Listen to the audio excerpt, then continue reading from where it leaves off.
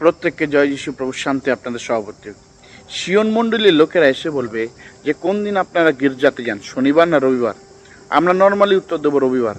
তখন তারা দেখাবে যে রবিবার দিন নয়, শনিবার দিন হলো বিশ্রামবার, সেই দিন করা উচিত।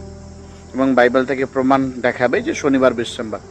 অবশ্যই ঠিক যে শনিবার বিশ্রামবার, কিন্তু শনিবারে কি গির্জায় যাওয়া উচিত না রবিবার?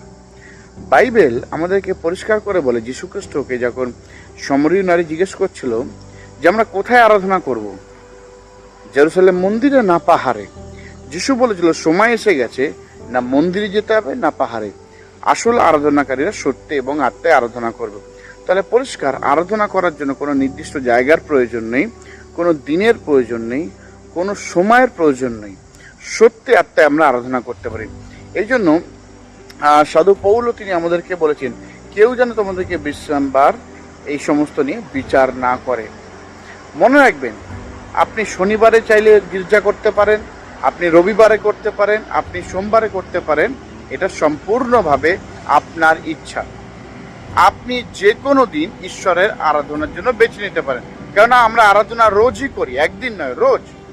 কিন্তু যদি আপনি মনে হয় যে যেমনভাবে কোনো কোনো জায়গায় গির্জাঘর শুক্রবার হয়, কোনো কোনো জায়গায় শনিবার হয়, কোনো কোনো জায়গায় রবিবার, প্রত্যেকটি দিনই ঈশ্বরের সৃষ্টি, আমরা যে কোনো দিন চার্চ সার্ভিস করতে পারি। God bless you.